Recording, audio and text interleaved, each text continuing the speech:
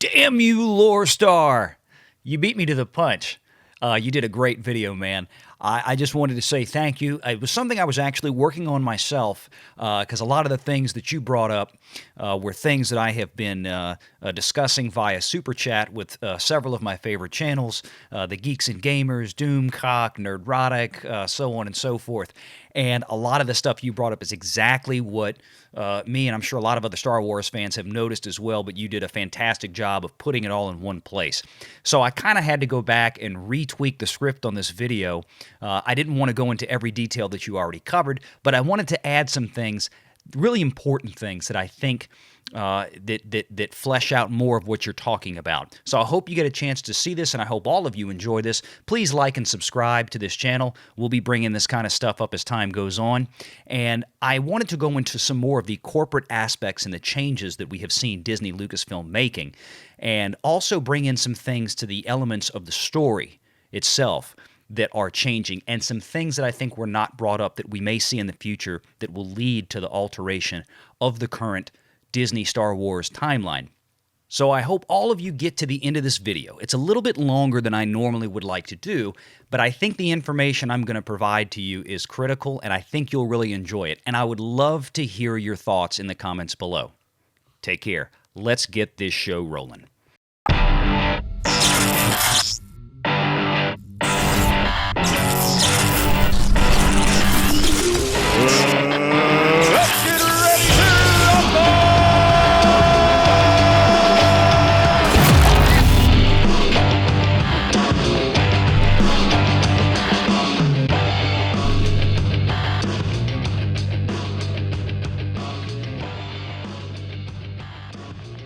The debate over whether a Star Wars retcon will happen in the coming years has grown to a fever pitch, and for good reason.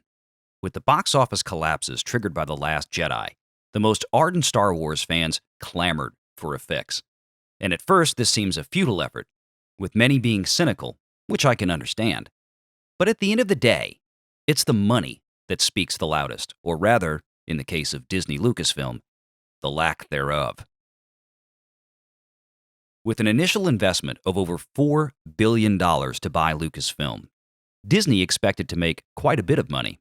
They then made subsequent investments of another $1 billion in producing the 5 films, then reportedly up to another $1 billion building out 2 theme parks, which Kathleen Kennedy herself, the then at the time new head of Lucasfilm, managed to convince Bob Iger, Disney CEO, to abandon the Star Wars that everyone knew, that the Imagineers had even already developed, and instead build her version, which went off like a huge dud when parks opened. Disney is into Star Wars to the tune of somewhere around $6 billion or more in total. Now, roughly 7 years after that initial purchase, it appears very doubtful that Disney has even recovered its investment, let alone made an actual profit. In other words, Disney is likely still sitting on a negative ROI for Star Wars, which is entirely inexcusable. And to make matters worse, Disney has already shot their wad on producing the grand sequel trilogy and completing the main storyline canon. There's no place left for Disney to go with this. Or is there?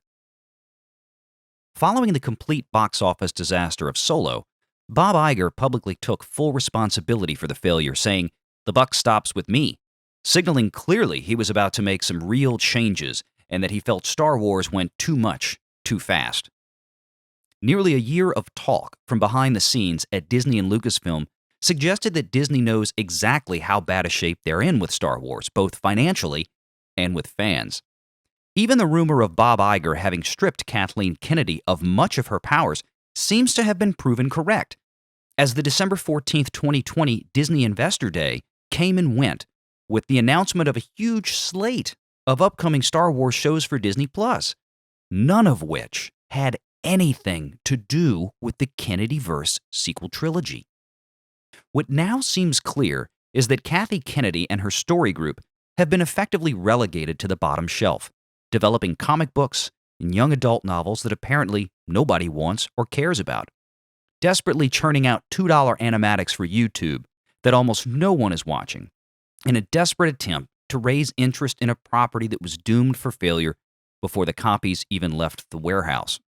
Meanwhile, Jon Favreau seems to have nearly autonomous control of all the major bankable projects for Star Wars, and, more importantly, the money, which now seems to be coming directly from Iger, bypassing Kathy Kennedy altogether. And, to further add personal insult to the pseudo-CEO of Lucasfilm, Bob Iger has brought in Kevin Feige, Kathleen Kennedy's primary Disney rival studio head, to produce a major Star Wars motion picture. If you needed more evidence to see that Kennedy has lost considerable power, I'm not sure what else to tell you. Sure, she still gets her name on all the projects as executive producer, but that's a Hollywood rule for any studio head. The problem is finding a way to get rid of her. But Bob Iger may already have a trick up his sleeve with Mo Sengupta. But that's another video. When Luke Skywalker, the real Luke Skywalker, returned in The Mandalorian, the host servers of Disney Plus were so overwhelmed with people streaming that episode that they briefly crashed under the load. And for the first time ever, The Office was officially dethroned as the most streamed show online in a month. While we as fans all saw one of the biggest and most emotionally impactful television events in history, Disney saw this as a giant Scrooge McDuck money bin of completely untapped revenue, waiting in a galaxy far, far away. Disney may have finally figured out how to make money with Star Wars. Disney had the power over Star Wars to create new characters for us to grow with, but in 3 major films, Disney gave us nothing to love. And even worse yet, they gave us an abundance of disrespect for which to utterly abhor them, and rightfully so. If the sequel trilogy films had all financially performed like The Force Awakens, if Solo had not been harshly punished by the fans and bombed because of The Last Jedi, if the associated toys and merchandise from any of these new Disney-branded Star Wars films had reaped in billions in revenues more than they had, instead of being dumped in bargain basement bins for a couple of dollars, Disney would have celebrated and moved on. But instead, Disney suffered a no-good, very bad day with Star Wars for the last 3 years. Their $6 billion investment had utterly soured in their hands. Given all this history, the question isn't really, will they alter, erase, or retcon the Disney Palpatine sequel trilogy? The honest question is here, why wouldn't they? The answer now seems obvious. The alternate Star Wars timeline has already begun, both in the films and at corporate. As the fan backlash and the financial failures of the Kennedyverse mounted, it is my contention that a plan began to take shape to find a way to repair Star Wars with paying fans. It's been widely reported that part of Lucas's contract of sale with Disney required him to be available as a consultant to Disney Lucasfilm if called upon. Lucas was reportedly involved in such capacity with the final sequel trilogy installment, but that much of his input was cut by Kennedy, likely out of resent. It apparently got so bad that George Lucas did not even attend the premiere of The Rise of Skywalker, and it didn't go unnoticed. That Lucas wasn't there was almost as big of a story as the movie itself. As the months following the poor reception of Rise of Skywalker passed, rumors swirled of a Lucas cut of the final installment, which included much of his ideas and input, including entire finished scenes that reportedly would have drastically altered the tone of the film. One scene in particular even featuring a certain famous Force ghost that explained to Rey how the Emperor had survived. But we'll get back to that in just a bit. With the huge success of The Mandalorian now bringing characters previously relegated to animation into the live-action canon, everything that was established in both the Clone Wars and Rebels is now fair game and on the field of play. Late in the 3rd season of the Clone Wars lie the episodes revolving around Mortis, where powerful Force acolytes, known as the Father, the Son, and the Daughter, reside. In short, this was an event involving both Anakin Skywalker and Ahsoka Tano. By the end of the chapter, the spiritual companion of the daughter had become the spiritual companion of Ahsoka, following the daughter's murder. A seemingly ordinary convor, a common pet, Mori appeared on the surface to be a generic creature. But years later in Star Wars Rebels, a very subtle hint was dropped that this was far from being the case. Being the spirit guide of a potent force wielder like the daughter obviously imparted power to this creature, so much so that I believe Mori herself, this little owl, will be a key element to altering the timeline events in the current Disney Plus shows. But before that, let's go back to that rumored scene that never made it into the final cut of Rise of Skywalker, because not only is the rumor highly plausible, it's also crucial to understand. Shortly after Rey destroys the shuttle, believing she had killed Chewie, a scene was allegedly shot, or at least crafted, involving an appearance by none other than Hayden Christensen returning as Anakin Skywalker, as a Force Ghost projection to Rey. In this scene, Anakin supposedly reveals how the Emperor survived by casting himself into the world between worlds, or the Veil of the Force. This was a concept first introduced years before in Star Wars Rebels. But as entry into this realm between space and time was difficult, it required a device or aid of sorts, even for a skilled Force wielder to cross over. In Star Wars Rebels, Ezra Bridger used a portal at the ancient Jedi Temple on Lothal to enter the world between worlds. It was the only one known at the time, but shortly after arriving, another far more sinister power unveiled that he too had a way in. Darth Sidious, or Palpatine. Now we knew of two ways in. Now let's go back again to the alleged deleted scene in The Rise of Skywalker. Anakin tells Rey that Palpatine, Darth Sidious, survived the fall down the shaft in Return of the Jedi and the subsequent destruction of the second Death Star by entering the world between worlds, but without the aid of his personal device, a room of mirrors linked to the veil. A room that resided adjacent to his throne room on the Death Star itself. This entry, without the aid of the mirrors, accounted for the severe near-death injuries that Palpatine suffered, made evident in the final scenes of The Rise of Skywalker, with the Emperor hanging from a life support mechanism of sorts, with broken hands and missing fingers, and a badly damaged body. Now, what's interesting is that when Rey visited the wreckage of the Death Star in The Rise of Skywalker, she crossed through a room of seemingly damaged or dirty mirrors, mirrors that then brought forth an alternate version of Rey, a dark Rey, which she battled briefly. But it seemed more of an echo than a reality, as it ended very quickly and without any consequence, almost as if the mirrors were gasping their last breath of power. Regardless, this fits with the rumor and theory, portals to a place between space and time created by Palpatine to manipulate the galaxy. In the final season of Star Wars Rebels, the World Between Worlds episode, Palpatine, Darth Sidious, tries to kill Ezra and Ahsoka by opening his own portal, even pushing his hand through into the World Between Worlds to cast a massive amount of Force energy in an attempt to destroy them. But he failed, as Ezra and Ahsoka separately managed to jump back through the alternate portals in different times. Following his escape, Ezra closed the portal and collapsed the Jedi Temple on Lothal before the Imperial research team had time to find a way in. So far as we know, this destroyed the only way into the World Between Worlds the Jedi had. The only other known portal, created by Sidious himself, was later destroyed, theoretically, in Return of the Jedi with the destruction of the Death Star and his Room of Mirrors. So here's the grand question. If the only two known portals into the realm between space and time have been destroyed, how then can we expect that in the years following the Return of the Jedi, our remaining heroes to use it to alter the trajectory of events before the time of the sequel trilogy?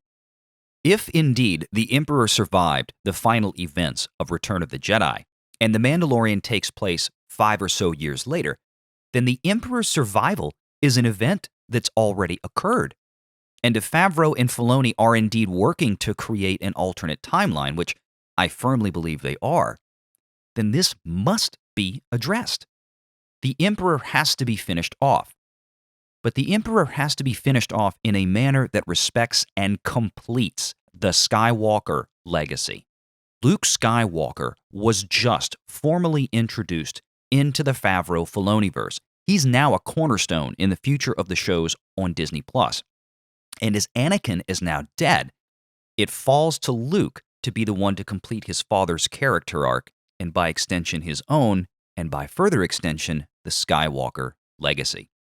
As it has been discussed for quite some time now, Ahsoka Lives appears to be the linchpin in the timeline split, where in one timeline, Ezra had not rescued Ahsoka from death through the world between worlds. She never would have been around to lead Mando to Tython, putting Grogu in contact with Luke, who rescued everyone and took Grogu as a student 6 years before Ben Solo. Ben Solo, who had previously been established in canon as Luke Skywalker's first student. In the Mandalorian timeline, Ahsoka is alive and led Luke to Mando. Now, I have to stop and give credit to Lorestar, who did a fantastic synopsis of this theory on his YouTube channel. It's one of the best composite of all the related theories over the last several months of how this has been set up by Favreau and Filoni. But I think he missed one key element. As I've said before, Palpatine is still alive at this point. And even The Mandalorian has left suggestions like the cloning facility and the project that appears to hint at making Snoke with the blood of Grogu.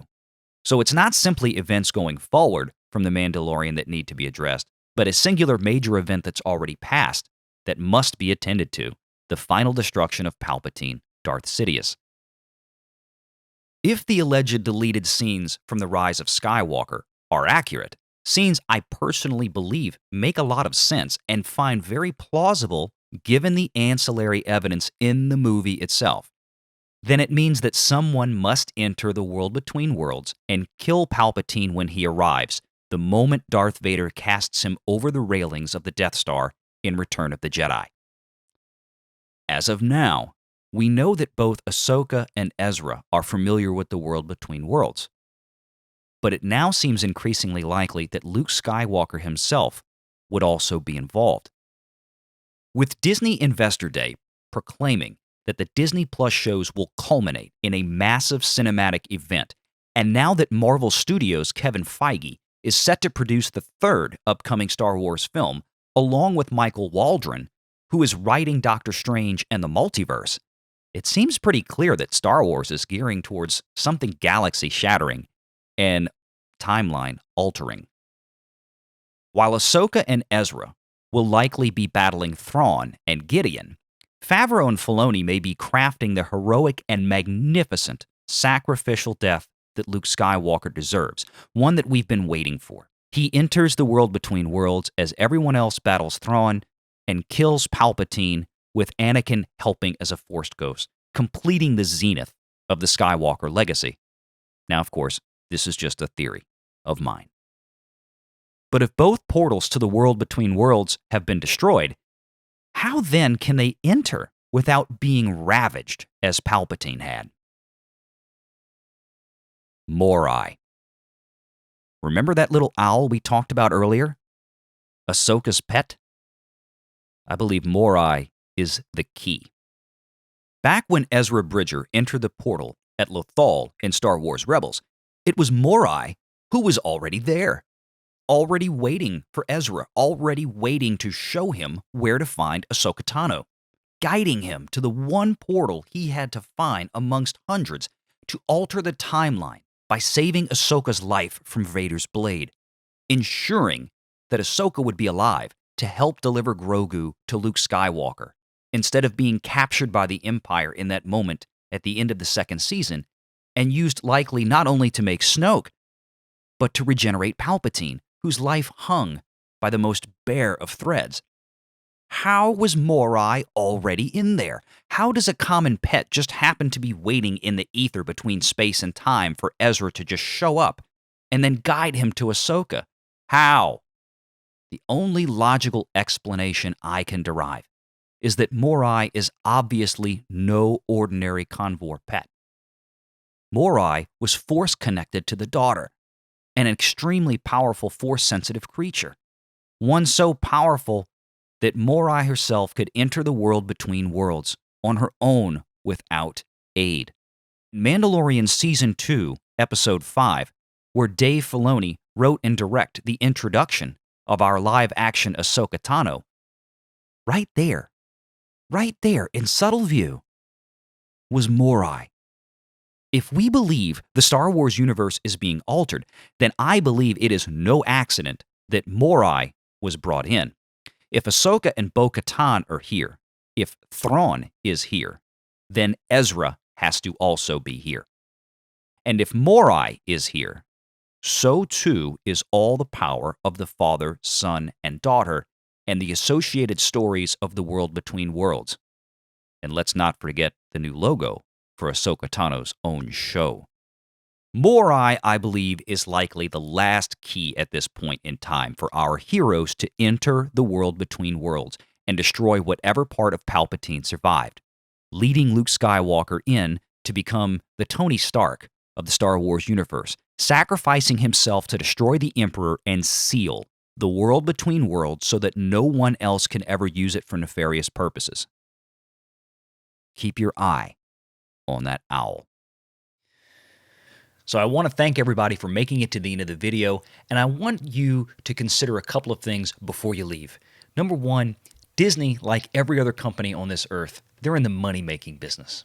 And I truly believe that after the lack of success that they had with the sequel trilogy, and particularly their characters, the merchandising, and Disney then just saw what happened, the fan response, the overwhelming fan response, and the actual intrinsic evidence of the views that happened on Disney Plus with that final episode of Mandalorian Season 2. Disney is now realizing, beyond a shadow of a doubt, that they have left a ton of money on the table. And at the end of the day, for any business to go back and revisit something this grand, they have to know that there's something out there that they can make a ton of money with. And I think Disney is finally realizing that there is a load of money sitting on the table out there in the ether if they simply go back and create an alternate vision of Star Wars that fans actually wanted and not the one they gave us. And they can still have their two timelines with Luke being a hero and then that other guy. I think they're going to do it. It's always a question of follow the money. Make sure you hit like and subscribe. Appreciate you guys being around. And don't forget to share this video and leave a comment and let me know what you think. Take care.